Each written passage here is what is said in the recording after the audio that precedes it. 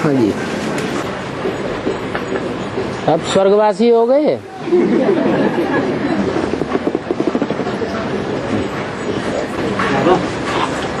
आज स्व यानी कंट्रोलर यानी किसी के ऊपर राज्य नहीं करना है, यानी अपनी कर्मियों पे राज्य करना है, उसके ऊपर राज्य नहीं। लेकिन बाबा ने एक महावाक्य में कहा है कि रचयिता के कंट्रोल में यदि रचना नहीं तो वो रचयिता नहीं। तो रचयिता तो यहाँ किस प्रकार से उसको कंट्रोल में है या नहीं है? पहले तो ये पक्का करें कि हम कौन हैं। संगम युग में हमारा टाइटल क्या है? ब्राह्मण। किसकी औलाद हैं? ब्रह्मा की औलाद हैं। हम ब्राह्मण हैं और हम ब्राह्मण इस शरीर में आत्मिक रूप में पार्ट बजाने वाले हैं। क्या पार्ट बजाने वाले हैं? आत्मा आत्मा भाई भाई का पार्ट बजाने वाले हैं। बेसिक नॉलेज में तो भाई बहन समझे, लेकिन एडवांस नॉलेज में क्या है? भाई भाई हैं। जब भाई भाई हैं तो भाई को भाई के ऊपर कंट्रोल करना है बाप की मौजूदगी में या स्वतंत्र छोड़ना चाहिए? बाप मौजूद है, बाप कंट्रोल करे। आत्मा आत्मा भाई भाई तो कंट्रोल न करे। मान लो पत्नी है लौकिक जीवन की, अगर अंदर से ये भाव है ये मेरी रचना है, मैंने इसे रचा है, मैंने इसे अपनी पत्नी बनाया है परिवार बनाने के लिए, तो अगर ये भाव है तो रचयिता है।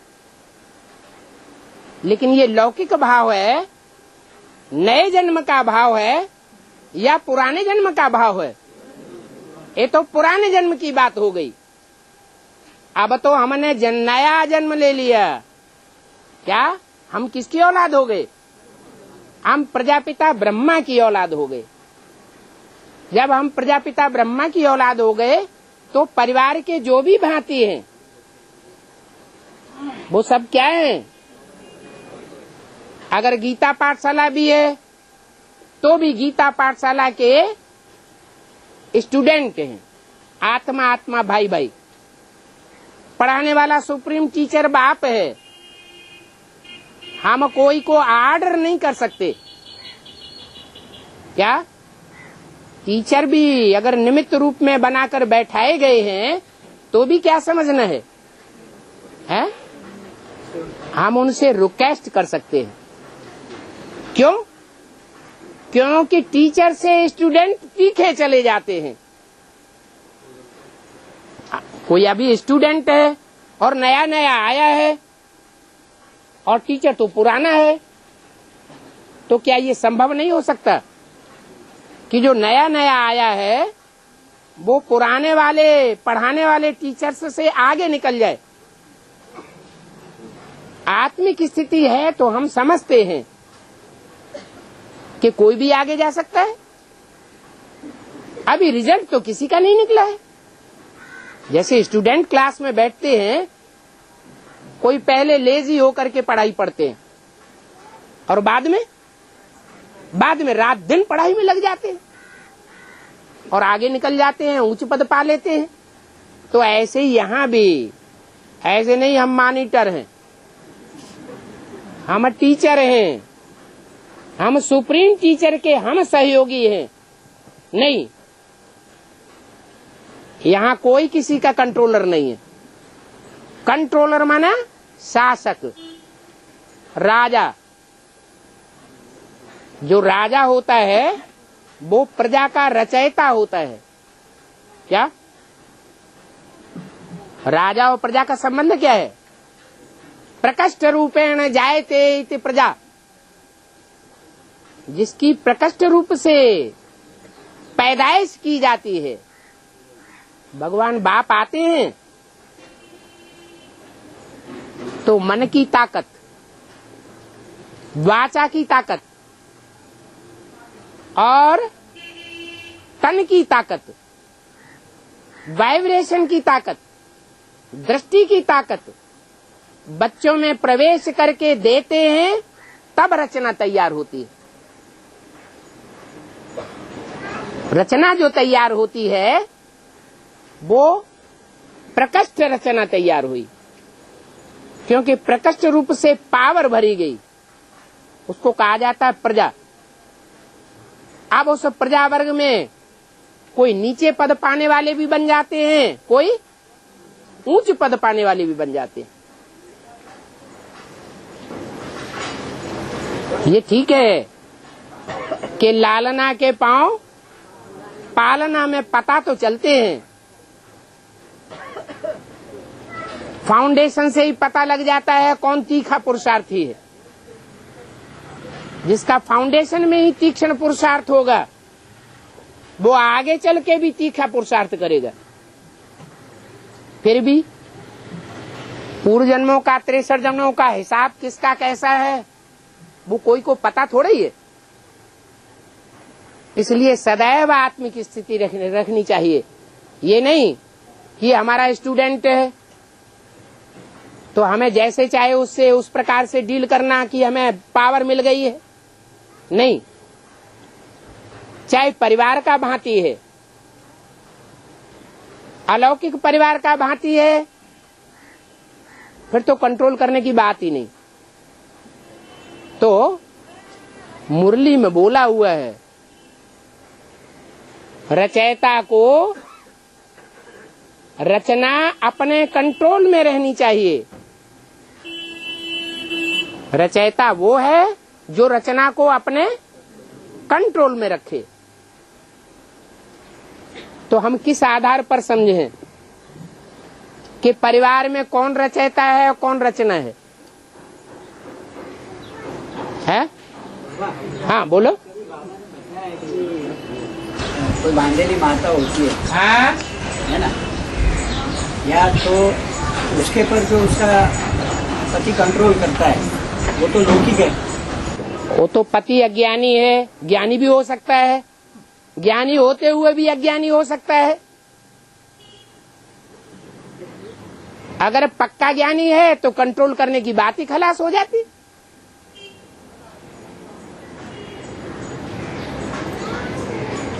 हाँ जी।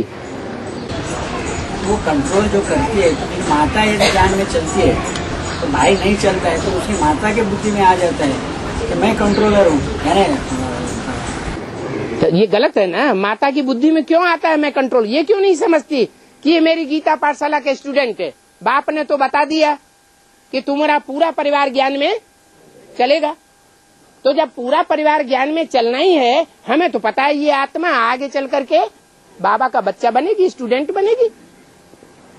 हम पुराने जरूर हैं, ओल्ड इज गोल्ड हो सकते हैं इस जन्म के हिसाब से, पूर्व जन्म के हिसाब से नहीं। तो आगे चल करके ये बच्चा भी इस घर का स्टूडेंट है, इस घर के अंदर स्टूडेंट है। तो हमें ये ट्रीट करना चाहिए कि जैसे स्कूल में पढ़ने वाले स्टूडेंट कोई डल होते हैं, कोई बहुत तीखे होते हैं, तो कंट्रोल क्यों करना चाहिए उसको? ये तो बांधेली माताओं की गलती है। और ही प्यार से चलाना चाहिए। छोटा बच्चा है, अभी का पैदा हुआ, हमारी बुद्धि में पैदा हुआ, हमारे पेट में रखा है, तो पेट के बच्चे से और ज्यादा प्यार होगा या पेट में मारा मार मारा मार?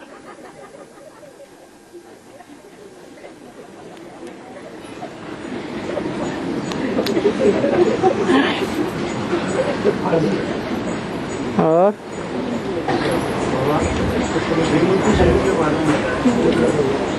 हाँ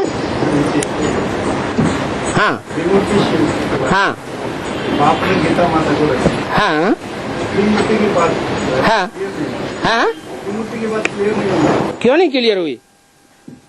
बाप ने गीता माता को रखा, रचा गीता माता के कान में फूकी, फूका, दो हो गए। हाँ? दो हो गए ना, तीसरे हो क्या दो हो गए? माता और पिता दो हो गए, दो मूर्ति हो गए। हाँ जी। हाँ जी, तीसरी मूर्ति, है? तीसरी मूर्ति उस वक्त के लिए कौन सी थी? तीसरी मूर्ति दो प्रकार की माताएं हो गई। एक माता हो गई सुनने सुनाने वाली, उसने सिर्फ सुना और सुनकर के सुनाया, भक्ति मार्ग वाली माता। और एक माता हो गई जिसने सुना भी और सुनने के साथ अंदर अंदर समझ लिया। क्या समझ लिया? असलियत को समझ लिया कि बाप कौन है। तो ऐसी भी तो कोई माता थी कि नहीं थी याद में? जो ऐसी थी वही नारी से लक्ष्मी बनेगी। नहीं समझ में आया? हाँ जी। फिर उस माता ने बाप का साथ दिया होगा, किसने? जो माता ने समझा था। देखो बाबा ने कहा तोड़ निभानी है। लौकिक जीवन में कोई हमारा भाई है,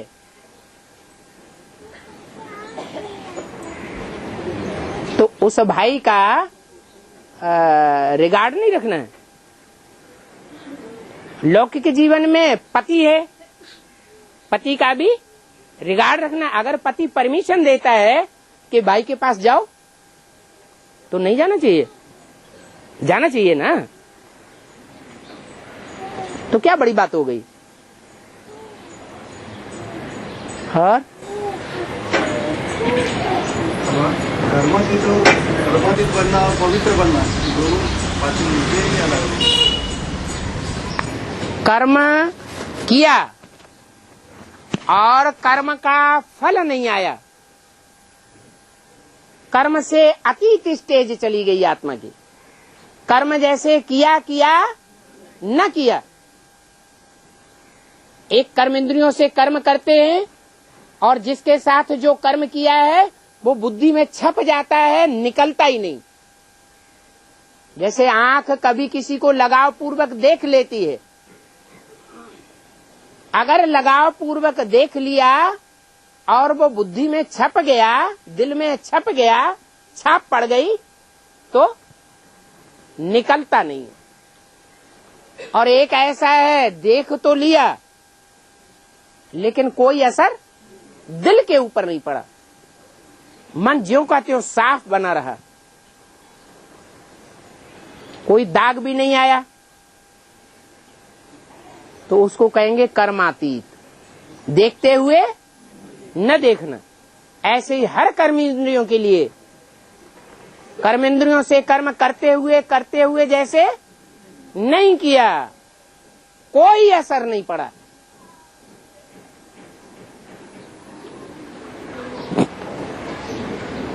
तो पवित्र आत्मा बनी होगी तब तो ऐसी स्टेज बनेगी। अगर अपवित्र होगी, कट चढ़ी हुई होगी देह भान की, तो देह की कशिश खींचेगा या नहीं खींचेगा?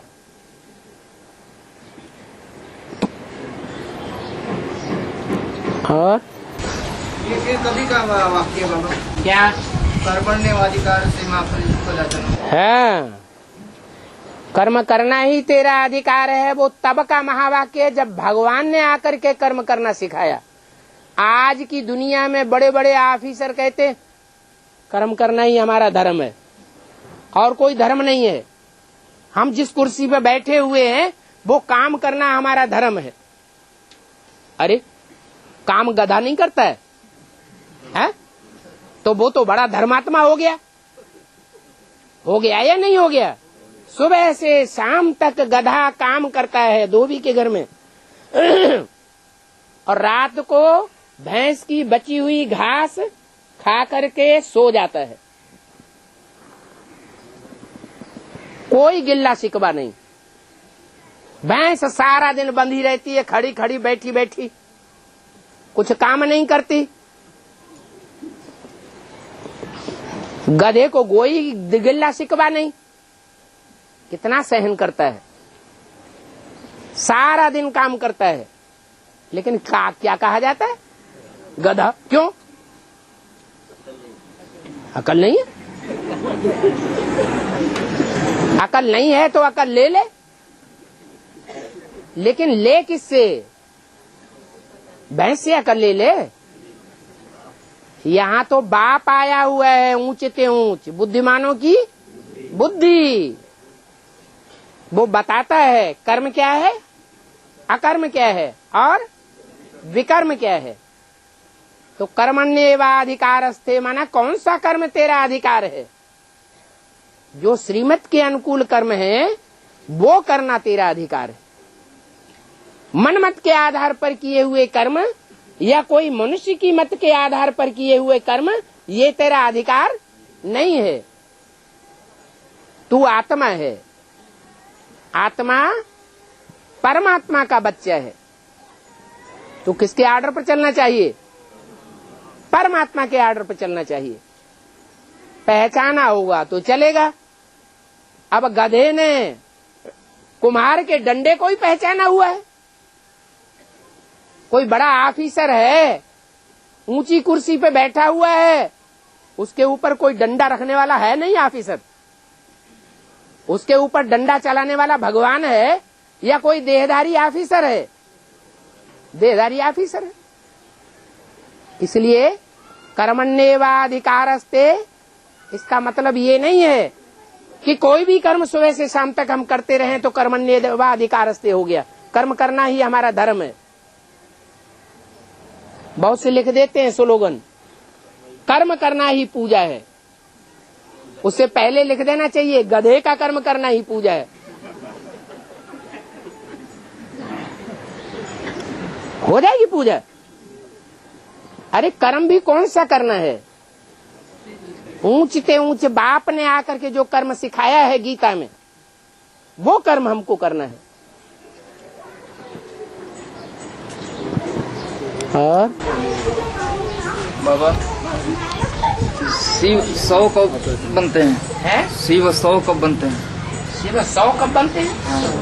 100 शिव सब कब बनता है? जब शिव की याद नहीं है तो सब बन जाता है।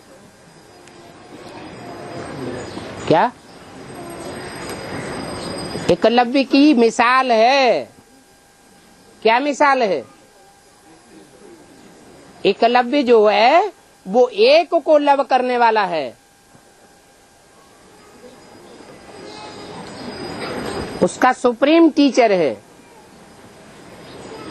बुद्ध रूपी घड़ा वो ही उसका आचार्य है। बुद्धिमानों की बुद्धि। गुरु का नाम क्या रखा? द्रोणाचार्य। द्रोण माने घड़ा। दुनिया का बड़े से बड़ा बुद्ध रूपी घड़ा जो है वो उसको उसने आचार्य माना। एक शिव बाबा, दूसरा न कोई। और किसी से शिक्षा नहीं लेनी है। लेनी है तो एक से लेनी है, एक से पढ़ाई पढ़नी। फिर क्या दिखाया है? द्रोणाचार्य ने उसका अंगूठा मांग लिया।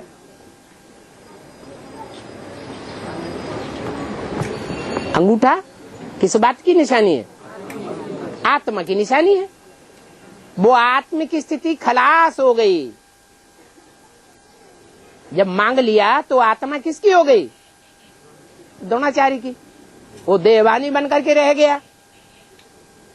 इसलिए गाया हुआ है राम ही रावण बनता है। हैं? बाबा हाँ, पूछना ये था कि जब शिव प्रजापिता के अंदर प्रवेश नहीं किए उसके पहले उनकी स्टेज क्या थी और प्रवेश करने से के बाद प्रजापिता में प्रवेश किया तो शिव बाबा कहलाए? प्रवेश करने मात्र से शिव बाबा नहीं कहा जाता। प्रवेश करने के बाद जब प्रत्यक्ष होता है तो शिव बाबा कहा जाता है। हाँ जी, उसमें भी बैठने वालों की बुद्धि में नंबरवार बैठता है। एक स्टेज ऐसी आती है कि सारी दुनिया को मानना पड़ता है कि यही है, यही है, यही है। अनिश्चय की कोई बात ही नहीं पैदा होती। बाबा ब्रह्मा ने 4 बार सृष्टि रची है। ब्रह्मा ने 4 बार सृष्टि रची। हाँ जी, उसको मिटा दी। 4 बार रचेगा और 4 बार मिटा देगा तो फिर बचेगा क्या? कभी रची। एक तो सूरज 3 बार रची और तीनों बार बिगाड़ दी। कभी रची थी बाबा। एक इसी संगम युग में रची। क्या संगम युग में एक बार कब रची है? शुरुआत में रची, माला भी बनाई, फिर टूट गई है माला, मोती बिखर गए, 2 दिन रहकर साथ न जाने किधर गए। खलास हो गई, खलास हो गई। फिर मुरली में घोषणा की, क्या 10 वर्ष के अंदर पुरानी दुनिया का विनाश और नई दुनिया की स्थापना। कब हुई? 76 में घोषणा की, लेकिन नई सृष्टि के लिए घोषणा कब की? 76 के लिए की। तो 76 में ब्राह्मणों की नई दुनिया का संगठन बन गया। जो बनना था सो बना, और बाकी पुरानी सृष्टि आप मुए, मर गई दुनिया, खलास कर दी। दूसरी बार हो गया, फिर तीसरी बार, फिर 4 युगों की शूटिंग पूरी होती है कि नहीं है? होती है। तो 4 युगों की शूटिंग में भी अगर कलह क्लेश की दुनिया शुरू हो जाए तो क्या कहेंगे? कहते द्वापर के अंत में भगवान आया। ये कहाँ की यादगार है? संगम युग की यादगार। द्वापर युगी संगम युग में जब शूटिंग हुई 98 में, तो जो भी बनी बनाई ब्राह्मणों की सृष्टि थी एडवांस पार्टी की, उसमें विघटन शुरू हो गया। जैसे सन 76 में बीके का विघटन शुरू हुआ, बेसिक ब्राह्मणों की दुनिया का विघटन शुरू हुआ। जैसे दुनिया बिगड़ गई, नए संगठन का फाउंडेशन पड़ गया, ऐसे ही सन 98 में एडवांस पार्टी का ध्वंस शुरू हो गया। जब ध्वंस होता है तो दूसरी तरफ स्थापना भी होती है। उसी समय अव्यक्तवाणी में बोला,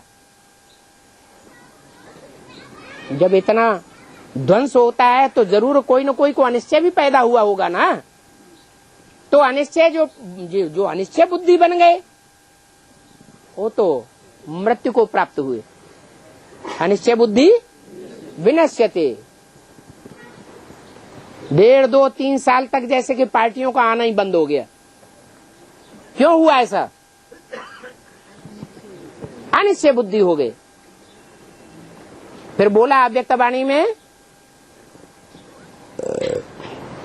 दुनिया वालों की नजरों में बाप गुप्त हो गए और बच्चों के सामने प्रत्यक्ष हो गए। तो जरूर 98 के बाद भी कोई बच्चे थे। 98 की घटना का उनके ऊपर कोई असर नहीं हुआ, और निश्चय बुद्धि के निश्चय बुद्धि ही बने रहे। और बहुतों ने पार्टियों को पकड़ लिया। कोई ने इस्लाम धर्म का पल्ला पकड़ा, कोई ने बौद्ध धर्म का पल्ला पकड़ा, कोई ने क्रिश्चियन धर्म का पल्ला पकड़ा, कोई ने आर्य समाजियों का पल्ला पकड़ा। सब अपने अपने ग्रुपबाजी शुरू हो गई। तो जो निश्चय बुद्धि पक्के बच्चे थे, उनके लिए घोषणा की गई कि तुम बच्चों के लिए बाप प्रत्यक्ष हो गए और दुनिया वालों की नजरों में बाप गुप्त हो गए। तो ये 98 के बाद बोलने की क्या जरूरत पड़ी थी? 76 में नहीं प्रत्यक्ष हो गए थे क्या? है 76 में भी तो प्रत्यक्ष हो गए थे। फिर 98 में क्यों बोला? जरूर एडवांस पार्टी के अंदर कुछ आत्माएं थी जिनके ऊपर उस विनाश का कोई असर नहीं पड़ा। अटल निश्चय बुद्धि की अटल निश्चय बुद्धि बनकर के रही। जैसे पहले पुरुषार्थ करते थे, ईश्वरीय सेवा में रात दिन लगे हुए थे, ऐसे ही उस समय भी ईश्वरीय सेवा में रात दिन लगे रहे। क्योंकि असलियत को जानते थे कि सत्य क्या है और असत्य क्या है। तो तीसरी दुनिया का भी विनाश हो गया। तीसरी बार सृष्टि रची और फिर ध्वंस हो गई।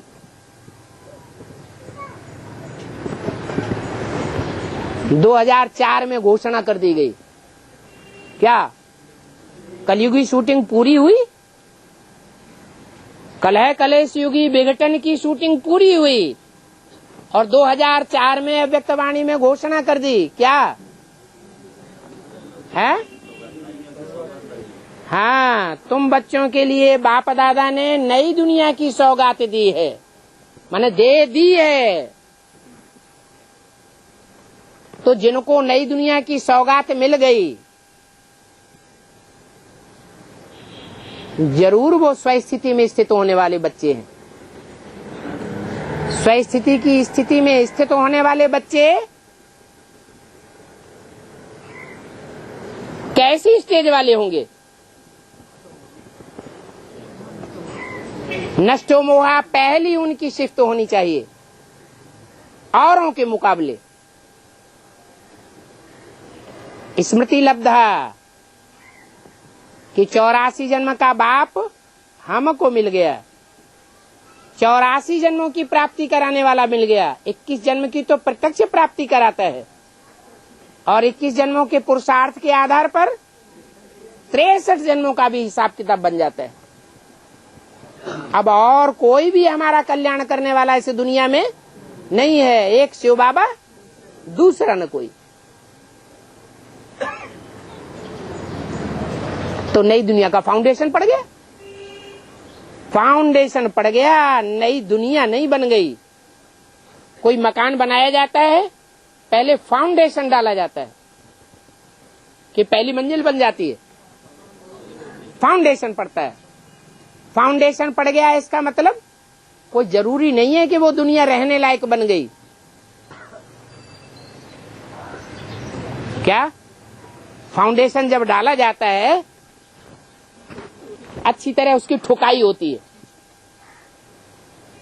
जब ठुकाई होती है तो जो पत्थर डाले जाते हैं, नींव के पत्थर, उनमें से कुछ इधर भागते हैं, कुछ उधर भागते हैं, कुछ मजबूती से और गहराई में चले जाते हैं। ये सत्य रूपी वृक्ष का फाउंडेशन पड़ रहा है। तो फाउंडेशन पड़ रहा है, ऐसे नहीं कि नई दुनिया बन गई, विष्णु का राज्य आ गया, विष्णु आ गया, नहीं। वो भी क्लियर कर दिया। पहली मूर्ति को प्रत्यक्ष होने में 16-17 वर्ष भी लग सकते हैं, दूसरी मूर्ति को प्रत्यक्ष होने में 8-9 वर्ष भी लग सकते हैं, तीसरी मूर्ति को प्रत्यक्ष होने में 4 वर्ष भी लग सकते हैं। तो 2004 में शूटिंग पूरी होती है और 4 वर्ष और ऐड कर दिए तो 2008 आता है। 2008 में तीसरी मूर्ति फाउंडेशन के ऊपर काबिज होने वाली मैदान में आनी चाहिए। लेकिन पहली मूर्ति जब मैदान में आई तो सबने पहचान लिया। क्या? जो ज्यादा नजदीकी थे ब्रह्म समाजी, वो ही पहचानेंगे कि दूसरे पहचानेंगे? वो ही पहचानते, और इतना पक्का पहचानते हैं कि अब तक उनकी बुद्धि हिल नहीं रही है। पक्के ब्रह्म समाजी हैं। ऐसे ही दूसरी मूर्ति का प्रादुर्भाव होता है तो कितना टाइम लग जाता है? पहली मूर्ति को प्रत्यक्ष होने में 16 साल लगभग, तो दूसरी मूर्ति को प्रत्यक्ष होने में 8 साल लग। क्यों 8 साल आधे क्यों कर दिए हैं? 61 से 76। हाँ, क्यों कर दिया ऐसा? 59 से 76 क्यों कर दिया? 8 साल आधे क्यों कर दिए? ज्यादा कर देते, कम कर देते?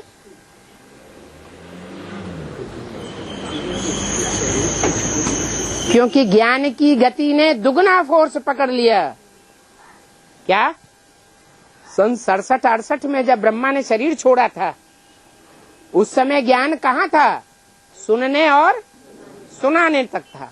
किसी को पता ही नहीं था कि बाप का पार्ट क्या है और कौन है, भगवान के रूप में संसार में कैसे प्रत्यक्षता होनी है।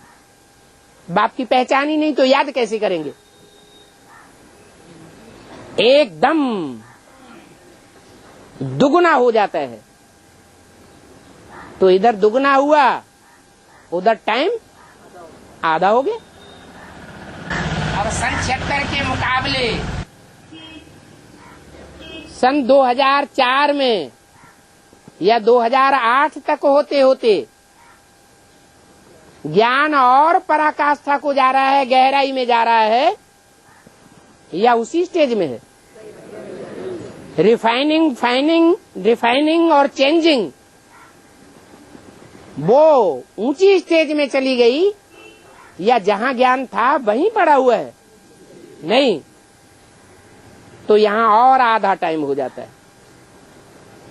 4 साल में ही अगली मूर्ति को प्रत्यक्ष होना चाहिए।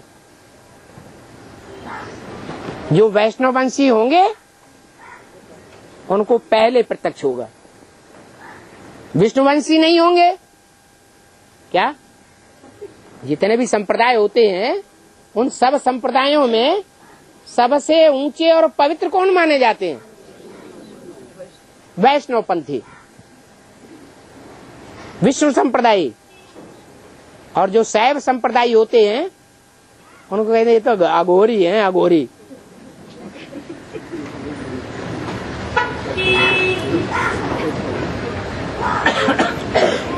तो तीसरी कोटि भी है, शैव संप्रदाय वाले। लेकिन उनको लोग समझते हैं कि ये बड़े गुरु हैं। क्या ये कैसी स्टेज को पाए हुए हैं? 8वीं भूमिका में पहुंचे हुए हैं। वास्तव में सबकी बात नहीं है 8वीं भूमिका में पहुंचना। 8 भूमिकाएं कौन सी हुई? अष्टदेव ही 8 भूमिकाएं हैं, जो 8 अलग अलग धर्मों में अंतिम जन्म में जाकर गिरते हैं। उनमें से जो पहली भूमिका है उससे पैदाइश होती है शैव संप्रदाय वालों की। उनको लिंगायत संप्रदाय भी कहते हैं। किसको मानते हैं? सिर्फ लिंग गले में डाल करके रहते हैं। कोई देवी देवता को ज्यादा मान्यता नहीं देते।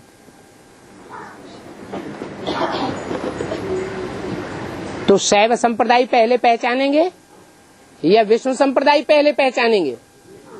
है विष्णु संप्रदाय पहले पहचान, जो विष्णु के ज्यादा नजदीक होंगे, विष्णु की तरह जैसा पार्ट बजाने वाले होंगे, यानी विजय माला के मणकों जैसा पार्ट बजाने वाले होंगे, वो पहले पहचानेंगे। लेकिन बाद में प्रत्यक्ष हो जाएगा। जैसे सन 76 के लिए सन 76 में प्रत्यक्ष हो गया क्या कि बाप साकार में आया हुआ है? हो गया? कोई कोई की बुद्धि में हुआ, ऐसे नहीं कोई की बुद्धि में नहीं हुआ। ऐसे ही 2008 में भी होना है। 1 सेकंड में ब्रह्मा सो विष्णु गाया हुआ है। वो कौन सा सेकंड अनुदा हुआ है?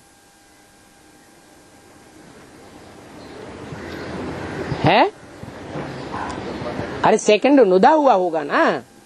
ब्रह्मा अपनी स्टेज को पहचानेगा ना कि कृष्ण गीता का भगवान है साकार में, या शिव शंकर साकार में गीता का भगवान है। गीता का भगवान बोलता चालता है या निराकार है? बोलता चालता है।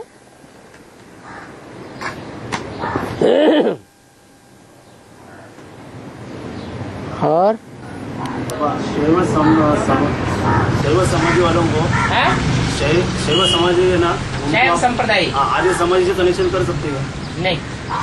कहाँ आर्य समाजी सबसे नीची स्टेज? वो भी निराकार को शिव को मानते हैं। हाँ वो मानते हैं। वो निराकार शिव को नहीं मानते, वो सिर्फ निराकार को, शिवलिंग की पूजा करते हैं क्या? नहीं करते। लिंगायत लिंग को गले में डालते हैं, आर्य समाजी डालते हैं क्या? लेकिन वो साकार को नहीं मानते ना, लिंग को मानते। वो निराकार का भी पता नहीं उन्हें साकार का भी पता नहीं। आर्य समाजियों को निराकार है तो कैसे करता है, समझा? क्या करता है? लिंगायत वाले तो मानते हैं कि वो लिंग है, माने साकार को मानते हैं। लिंग माने साकार, बिंदु माने निराकार। और ब्रह्मा सो विष्णु बनते हैं। हाँ जी, ब्रह्मा सो विष्णु बनते हैं। शैव संप्रदाय वाले, जो शिव संप्रदाय वाले, ब्रह्मा सो विष्णु यानी नंबर 1 ब्राह्मण सो वैष्णु कुल में जाने। हाँ। शिव संप्रदाय के हैं? शिव संप्रदाय के कौन बने? शैव संप्रदाय वाले बिंदु बनते हैं। विष्णु 4 भुजा वाले बनेंगे। ब्रह्मा कितने होते हैं? 5 ब्रह्मा हैं। उनमें 4 ब्रह्मा हैं, 4 भुजाओं वाले ब्रह्मा सो विष्णु सहयोगी बनते हैं। अपनी अकल नहीं चलाते। रावण के रूप में और विष्णु के रूप में ये अंतर है। रावण 10 प्रकार की अकल देने वाला है और विष्णु सहयोगी बनेगा, मददगार बनेगा, लेकिन अकल सिर्फ एक की मानेगा। माना मुख एक होता है, जो एक होता है वो ही चलाने वाला है। भुजाएं अपने आप चलती है क्या? भुजाओं को भी चलाने वाला चाहिए। तो एक है प्रजापिता ब्रह्मा और बाकी सब है ब्रह्मा। प्रवृत्ति मार्ग के जो भी ब्रह्मा है वो बन गए प्रवृत्ति मार्ग के। हाँ जी, तो शैव संप्रदाय के जो है वो क्या निवृत्ति मार्ग के? नहीं, निवृत्ति मार्ग का काहे के लिए? सहयोग ले रहे हैं ना बच्चों से। अरे कोई बाप है घर में बच्चों से सहयोग ले रहा है तो प्रवृत्ति मार्ग हुआ या निवृत्ति मार्ग हुआ? और विष्णु का जो चित्र है, विष्णु की 4 भुजाएं। एक माता कुछ पूछ रही थी। हाँ जी, मूल्य में कहा गया है हाँ जी, कि सतयुग में जो प्रिंसेस होंगे हाँ, उनका कॉलेज कितना अच्छा होगा। और क्या? कॉलेज तो जाएंगे ना, हाँ हाँ, भाषा भी सीखेंगे ना, हैं? भाषा भी सीखेंगे ना, हाँ, इतना ही है। तो पूछना क्या है? तो कौन सी भाषा सीखेंगे? अरे जो भाषा होगी वहाँ वही भाषा सीखेंगे। वो भाषा इशारे की भाषा यहीं सीखेंगे। हाँ, और बाबा विष्णु की 4 भुजाएं हैं, हाँ जी, उसमें जो गदा है, जिस हाथ में गदा है, तो बाबा ने बोला गदा है योग से रिलेटेड है, गदा योग से रिलेटेड है, योग से कनेक्टेड, योग से कनेक्टेड है गदा।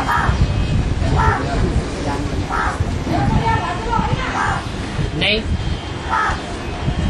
जैसे ज्ञान की तलवार होती है, तलवार में होती है धार, काट देता है ज्ञान को, परंतु कृपाण को धारा।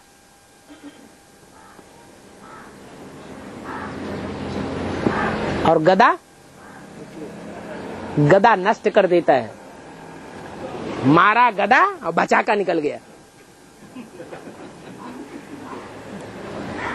तो दुनिया को ध्वंस करने वाला है गदा, माने ब्रह्मा की सोल, कृष्ण की सोल। कृष्ण की राशि क्राइस्ट से मिलाई जाती है। क्राइस्ट विनाशकारी है या कृष्ण विनाशकारी है? अरे क्राइस्ट तो बाद में हुआ, मूल में कौन है विनाशकारी? कृष्ण ही विनाशकारी है। आएगा गुस्सा, धर्मराज के रूप में सबको निचोड़ के रख देगा।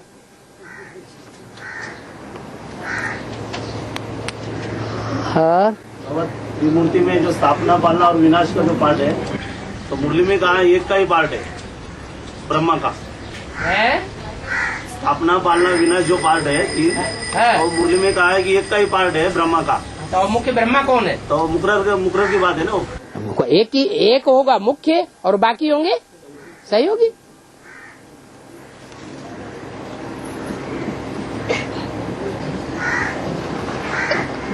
अभी तो नई वाणी निकल चुकी है क्लेरिफिकेशन की।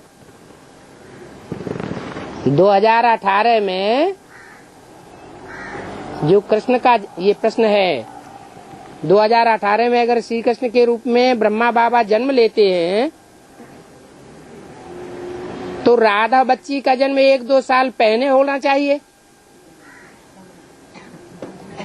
क्योंकि राधा को श्री कृष्ण से बड़ी बताया गया है। राधा को भी जन्म देने वाले माता पिता कौन? तो अब ये जो माँ बाप की मुरली से निकाला है क्या है? ये मुरली से निकाला है या खुद बनाया है? हैं? बनाया है? हैं?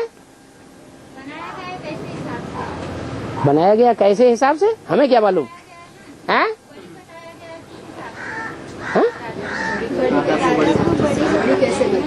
हाँ, वो तो भक्ति मार्ग में राधा को बड़ा बताते हैं, क्योंकि संगम युग में बेसिक नॉलेज में भी जो राधा है माने ओम राधे, क्या ओम राधे, जिसमें प्रत्यक्ष होके छोटी माँ का पाठ बजाएगी, वो छोटी माँ 3-4 साल पहले ही ज्ञान में आ जाती है बेसिक में। और कृष्ण के रूप में जो पाठ बजाएगा संगम युगी कृष्ण के रूप में अंतिम संपन्न स्टेज में, वो 3-4 साल के बाद बेसिक नॉलेज में आता है। वो तो बेसिक नॉलेज की बात हुई। ऐसे ही एडवांस नॉलेज में भी, क्या एडवांस नॉलेज में भी जो ज्ञान का निचोड़ है, वो तंत्र है, वो क्या है?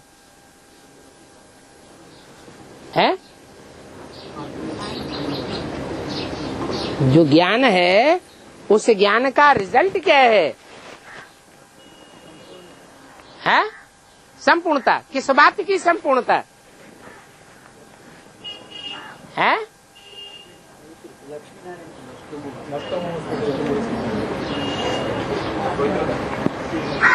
पवित्रता की संपूर्णता, प्योरिटी। तो प्योरिटी में प्रैक्टिकल जीवन में कौन आगे जाता है? लक्ष्मी आगे जाती है। इसलिए दिखाया है कि राधा बड़ी और कृष्ण छोटा। बाकी बुद्धि चक्कर में आ जाती है कभी कभी। लिखने वाले ने जब ये लिखा कि 2018 में अगर श्री कृष्ण के रूप में ब्रह्मा बाबा जन्म लेते हैं, तो ये बुद्धि में नहीं आया कि कृष्ण को जन्म देने वाले माता पिता और राधा को जन्म देने वाले माता पिता एक ही वंश के होंगे या अलग अलग वंश के होंगे। जिसने लिखा वो बताए पहले।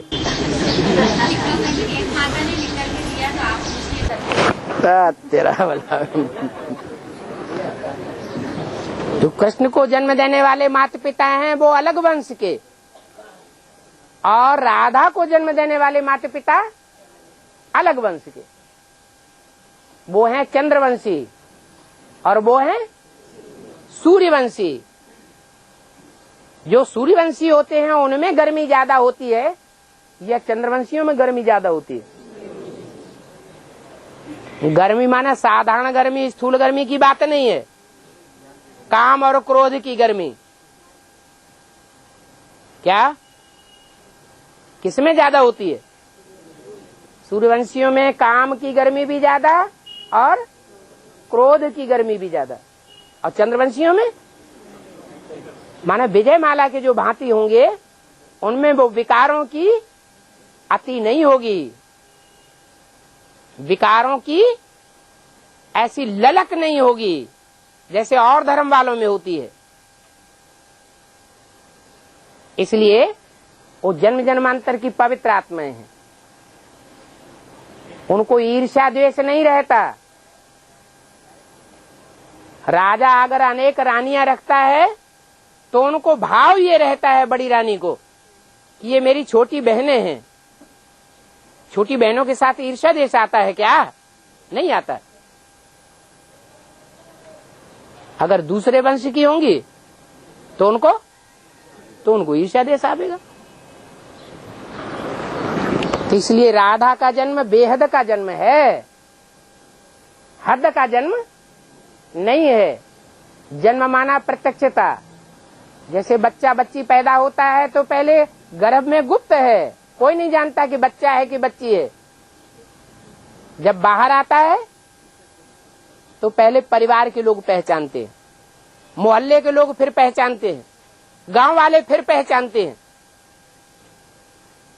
प्रत्यक्ष होता जाता है। तो प्रत्यक्ष होना माना जन्म लेना। तो जो राधा बच्ची है वो 2-3 साल पहले ही अपने कुल में प्रत्यक्ष होने लगती है। ये एडवांस नॉलेज अंदर ही अंदर रहेगी सूर्यवंशियों के पास, चंद्रवंशियों तक नहीं जाएगी, गारंटी है। पहले तो चंद्रवंशियों की बुद्धि में बैठेगी, बाद में और वंश वाले समझेंगे। जो क्रिश्चियन से कहते हैं लॉर्ड कृष्ण का राज्य था, तो उन्होंने भी समझा तो ना, लेकिन बाद में समझा। तो राधा का जन्म का मतलब कोई स्थूल जन्म नहीं, जैसे इसमें लिख दिया है 2018 में अगर श्री कृष्ण के रूप में ब्रह्मा बाबा जन्म लेते हैं तो रूप कोई स्थूल है, श्री कृष्ण का रूप नहीं होता है, और वो संगम युग का रूप नहीं होता है, वो तो सतयुग में ही पैदा होगा। संगम युग में जो कृष्ण पैदा होता है उसके साथ तो कंस जुड़ा हुआ है, वो अलग वंश का है, और राधा अलग वंश की। 2 वंश सतयुग में होंगे या संगम युग में हो सकते हैं। संगम युग में 2 वंश हैं,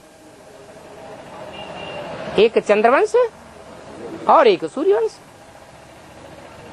चंद्रवंश से राधा आती है और सूर्यवंश से कृष्ण आता है।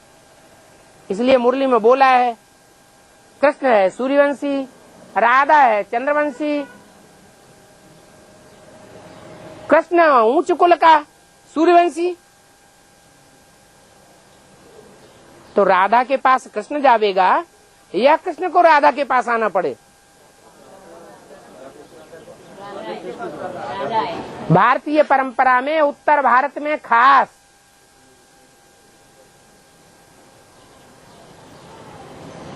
जो बच्चे के परिवार वाले होते हैं वो शादी करने के बाद बच्चियों के यहाँ जाते हैं परिवार में, या बच्चियों के परिवार वाले बच्चों के परिवार में जाते हैं? हाँ, जो अपन को नीचा समझते हैं वो वहां जाते हैं, और जो ऊंचा समझते हैं वो इधर उधर भटकते नहीं। और मुसलमानों में क्या होता है? मुसलमानों में मंगनी होती है।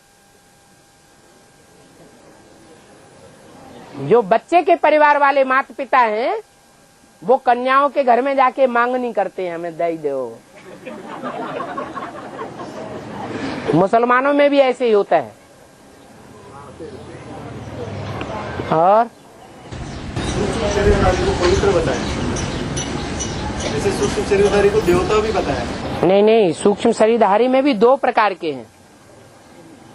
एक है फरिश्ता, फर्श की दुनिया वालों से जिनका कोई रिश्ता नहीं, शरीर होते हुए है? उनको शरीर होते हुए पाते। हाँ, फेल होते हुए भी है, लेकिन हाँ फरिश्ता है। और साकार शरीर में रहने वाले फरिश्ता नहीं हो सकते, तो फिर हाँ जी। बाबा मुरली में बोला है कि सबसे ज्यादा ग्लानि मेरी होती है। मेरी माना ग्लानि शरीरधारी की होगी, महिमा शरीरधारी की होगी, या बिना शरीर वाले की महिमा और ग्लानि होगी? शरीरधारी। फिर बाद में ब्रह्मा की होती है। बाद में ब्रह्मा की होती है। ये शूटिंग पीरियड में आदि में है कि अंत में एक बीच? ग्लानि और महिमा संपन्न स्टेज की बात है या अपूर्ण स्टेज की बात है? अपूर्ण स्टेज की बात है।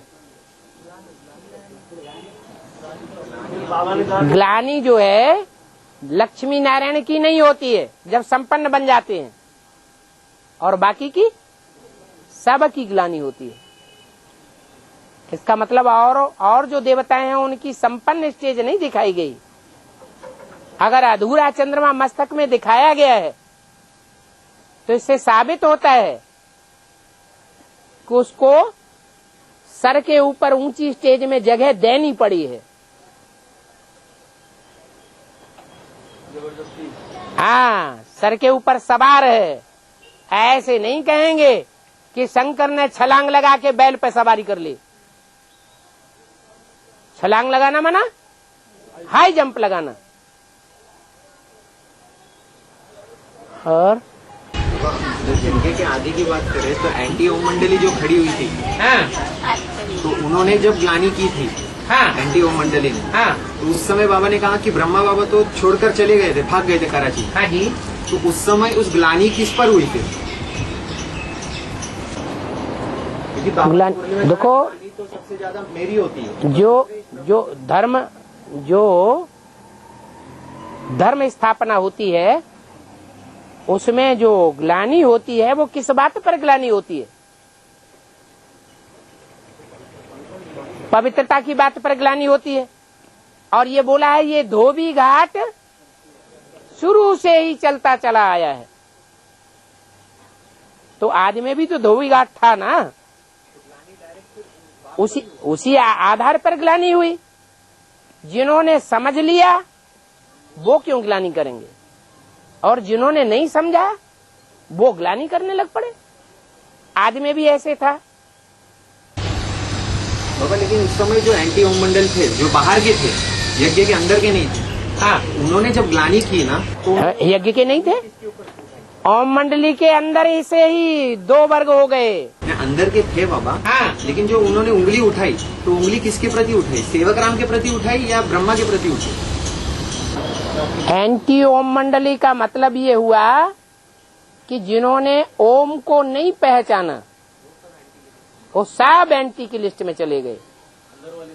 अंदर वाले हों चाहे बाहर वाले हों। आ ऊ माँ कौन है इनकी मंडली? तो न तो सूर्यवंशियों ने पहचाना और ना चंद्रवंशियों ने पहचाना। आपस में झगड़ते कौन है? पांडव झगड़ते हैं, ये कौरव और यादव और यवन झगड़ते हैं। जो यादव कौरव और यवन हैं वो आपस में झगड़ते हैं। आज में संपूर्ण ज्ञान नहीं था तो सब फेल हो गए।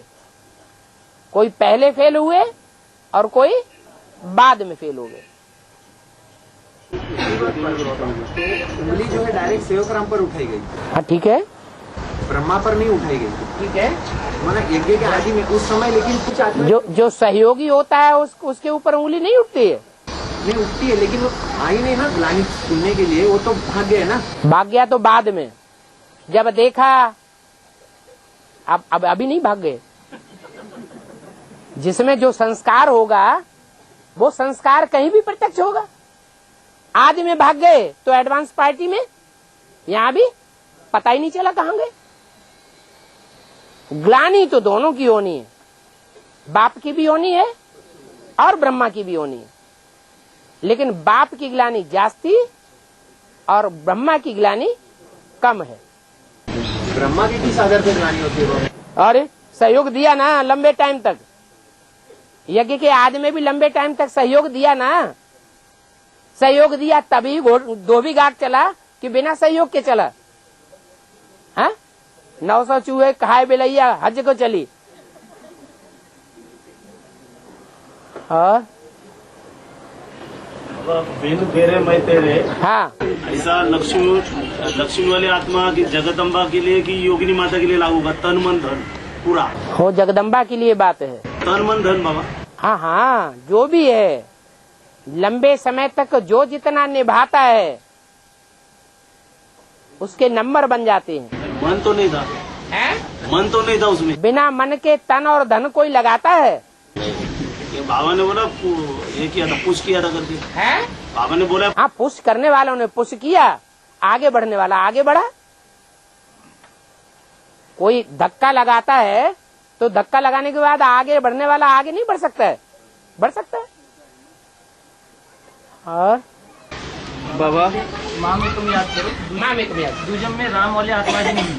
कोई दूजम को याद नहीं करो। राम हो, कृष्ण हो, इब्राहिम हो, बुद्ध हो, क्राइस्ट हो। 77 के बाद में राम वाली आत्मा का कोई ऐसा अस्तित्व रह जाता अलग से, क्योंकि बाबा तो कहते कि अगर राम वाली आत्मा को शिव से अलग कर दिया, शिव के व्यक्तित्व से, व्यक्तित्व पर्सनालिटी, शिव की पर्सनालिटी से राम वाली आत्मा को अलग कर दिया, मान लो कोई करता है, राम की ही बात मानता है, मुरली की बात नहीं मानता। राम की अलग से बात कहाँ से आती है? ब्रह्मा की बात अलग से कहाँ से आई? वो तो ब्रह्मा बाबा बोलते थे, ब्रह्मा बाबा बीच में बोलते, इंटरफियर करके बोलते थे ना। तो ऐसे ही राम वाली आत्मा भी जो है बीच बीच में बोलती नहीं है। जैसे मुरली में बोला है, ब्रह्मा विष्णु शंकर गूंगे हैं क्या? है? गूंगे तो नहीं है, कुछ न कुछ बोलते तो हैं। ब्रह्मा ज्यादा बोलता होगा, कि उसका जिम्मेवार तो बाबा ही, शिव बाबा ही है। तो वो तो बाबा कहते हैं मैं जिम्मेवार हूँ, कहते नहीं है फिर। हाँ, तो ईश्वरीय दैवी स्वराज्य जन्म सिद्ध अधिकार है, तो जन्म से मिलता है बोला है। हाँ जी। तो दैवी स्वराज्य में तो ये बिन फेरे तेरे वाली आत्मा होती है क्या? उनको स्वराज्य मिला क्या कि शरीर छोड़ना पड़ेगा? तो तन मन धन नहीं बोल सकते ना उसको। हाँ नहीं, जिस स्टेज में पुरुषार्थ किया उतना प्राप्ति होती है। ऐसे नहीं कहेंगे कि कुमार का दादी ने या गुलजार दादी ने या जानकी दादी ने कुछ पुरुषार्थ ही नहीं किया शुरू से लेकर अंत तक। किया तो जितना किया उतना उनको यहाँ बाबा ने दे दिया। यहाँ का यहाँ भी दे देता हूँ और 21 जन्म के लिए ब्याज में भी देता हूँ। है, ऐसे नहीं कहेंगे कि दैवी स्वराज्य नहीं, जगदम्बा को देवी नहीं कहेंगे, लेकिन दैवी स्वराज्य जो है उसमें तो नहीं है ना पार्ट। अरे वर्ल्ड मदर जो है वो वर्ल्ड की मदर होगी। वर्ल्ड में देवताएं होंगे या नहीं होंगे? वो देवताएं भी होंगे। हाँ, और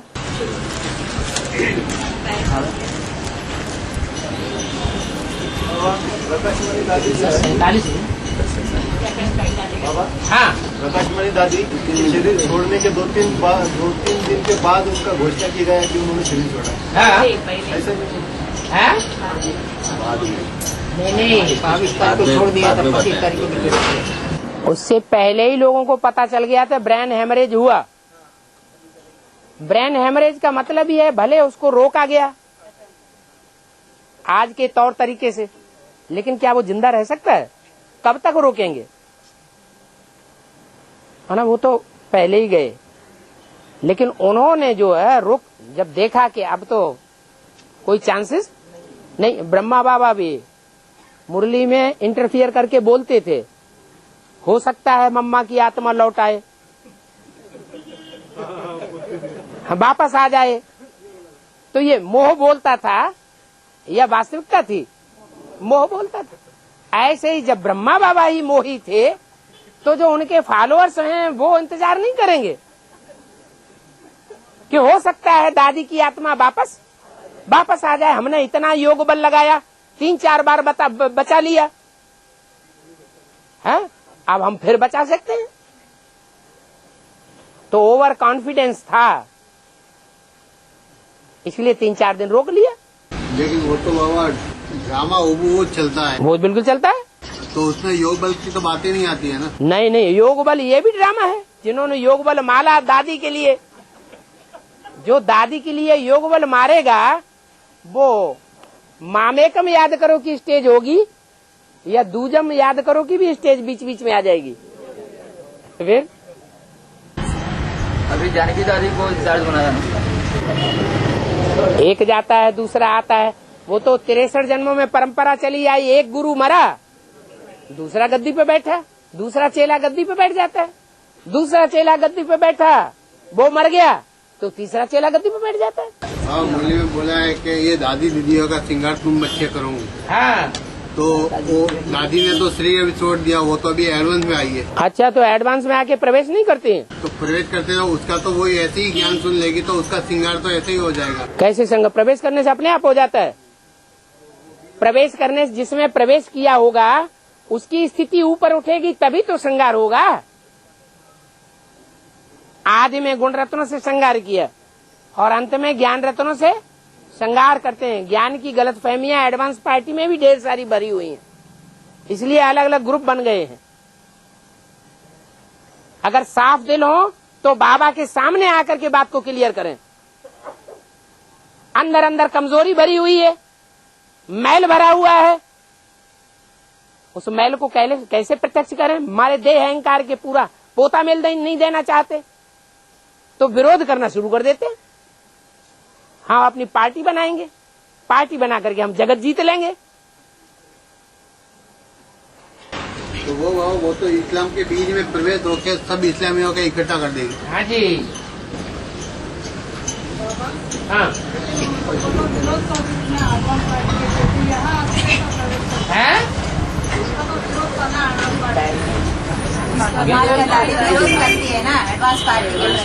एडवांस पार्टी में सारे ही एडवांस हैं या नंबरवार एडवांस है?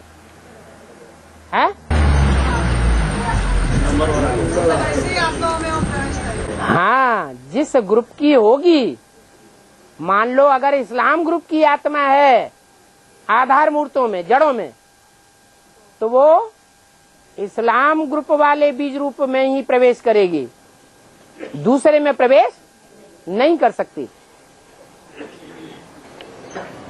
तो बाबा उसको सूक्ष्म शरीर मिलेगा? मिलेगा कि मिल गया?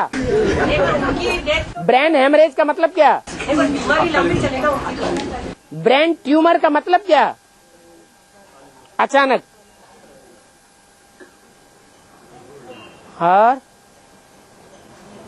और आदि में पूरा ज्ञान नहीं था इसलिए फेल हो गए, तो पूरा ज्ञान कब समझेंगे?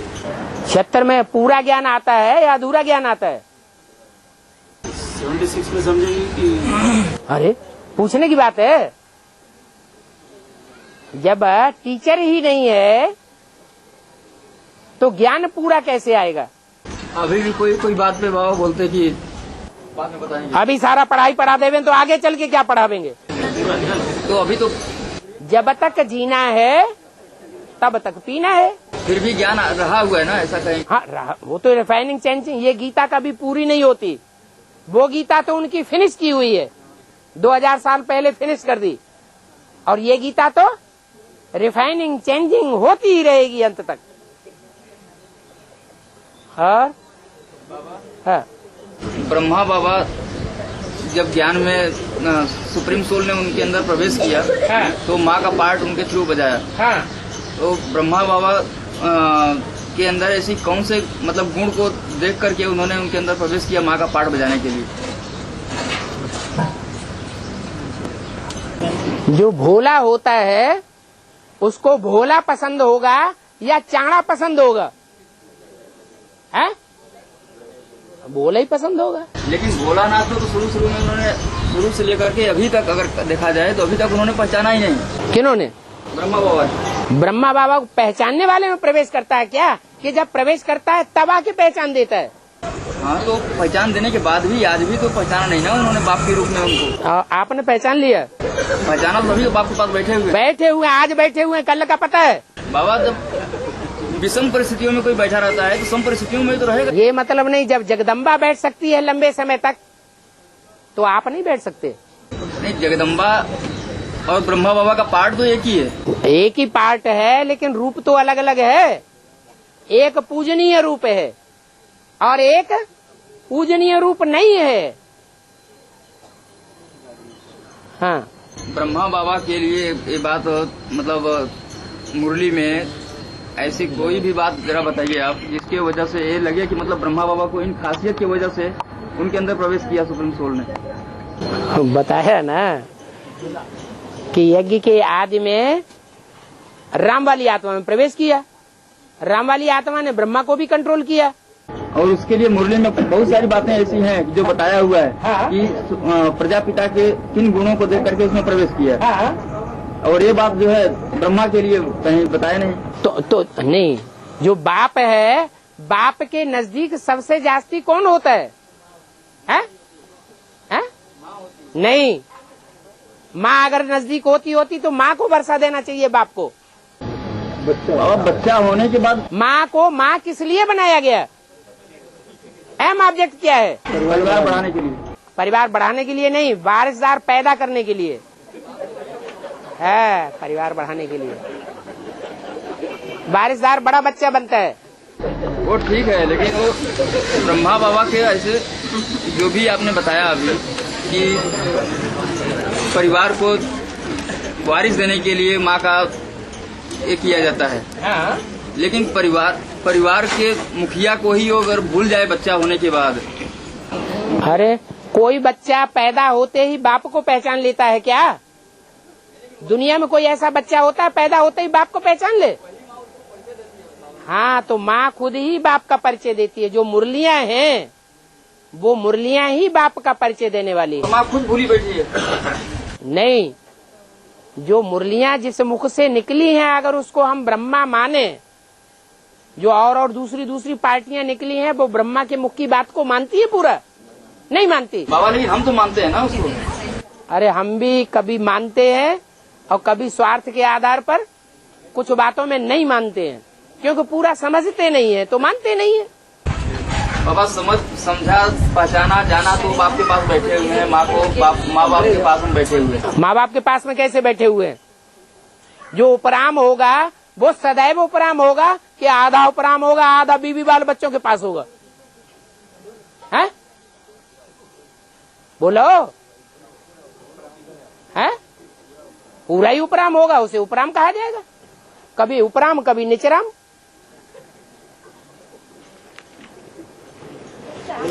चुप मत हो जाया करो, बोलते रहो।